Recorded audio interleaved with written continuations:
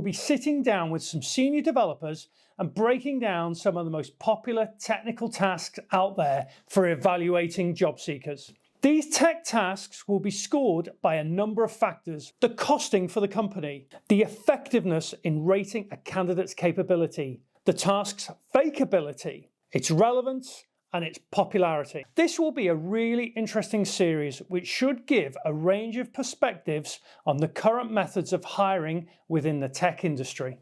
Today, we're looking at off-the-shelf tech tasks, the pre-designed assessments that companies can buy and implement as part of their hiring pipeline. Off-the-shelf tasks are popular for their convenience and scalability. They're ready-made to test a wide range of technical skills, from coding fundamentals to data analysis, and are often calibrated to provide a standard objective measure of a candidate's abilities. But with the pros of convenience, do these tasks really capture what companies need from new hires? In this episode, our experts will be rating off-the-shelf tasks out of 10 on all the different aspects. Let's see what they have to say. Costing, there can be more money rather than creating an in-house tech test, but it does save a lot of time as well. I think some of the off-the-shelf, you can choose specific examples or level of difficulty. So yeah, with a good offering, that's a massive time saver. It can handle all the scoring and analysis at the end as well. So I'd give it 8 out of 10. Might be costly, but they are comprehensive and they're configurable. They're going to be very bad for a one dev requirement, but if you have lots of devs that you need to hire, then this is probably a cost-effective solution. So overall, I'll say 5. I don't think it's much use cost-wise. You're paying a lot of money for something which is of no use to you, because the questions are always completely generic. You don't get anything which is useful to the company. Somebody's got to go and look at the scores, and you got all that lot, and what was the point of it? Absolute zero.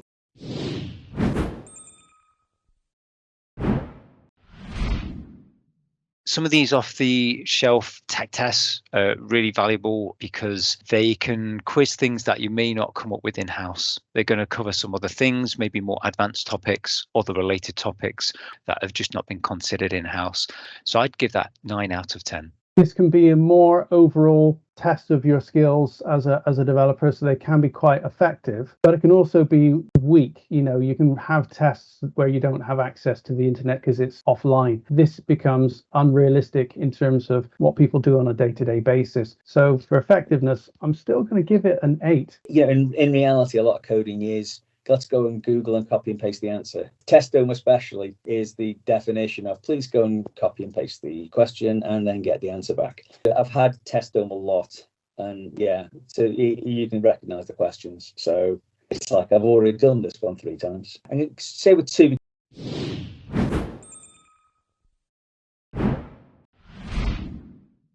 Fakeability is an interesting one because with some of these out-of-the-box tests, you get to perform them at home in your own time. It may be that you're on your own PC. You could have another browser or a laptop on the side and open a Copilot or open up Google or Stack Overflow. So there are ways they can clamp down on that to an extent, but there's always going to be a workaround unless it's fully supervised. So I'd say I'd give that a 5 out of 10. I would say your only prep is academic and real-world experience. So therefore, you can't fake this in any way. I don't think it's going to be a 10. Everything on Testome is on the internet.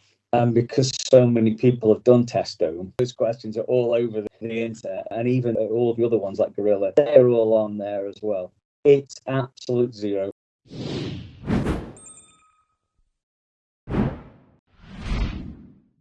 So I think relevance is great. An in-house tech test might really focus on the things you would use day to day as a developer, and that's really useful. But again, with an off-the-shelf system, they may be asking things that you've not considered, or they may overshoot in terms of how advanced the topics are.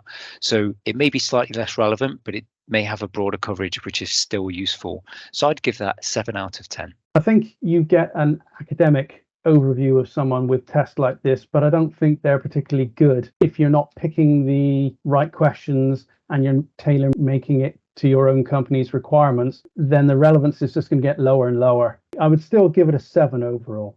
Random facts in isolation, and it doesn't tell you how somebody's going to fit into the team or how they approach analysing a problem, because all you get is essentially pass or fail on it. Somebody might have done very well on the question and then just screwed up the answer or they might have misunderstood the first bit.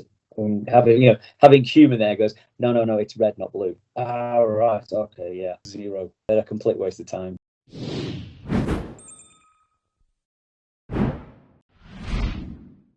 Personally, and the people I've asked about this, has been quite mixed. I think many people like them. Some people may find them a bit too difficult.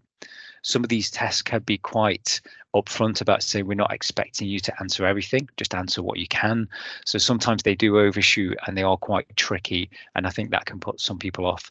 That's maybe 6 out of 10. I've not been asked to do many of these in my career, so I'd say very low score. I'd say it's probably a 3.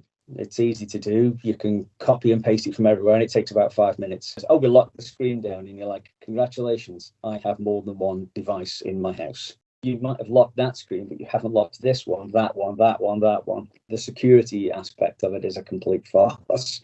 10 out of 10.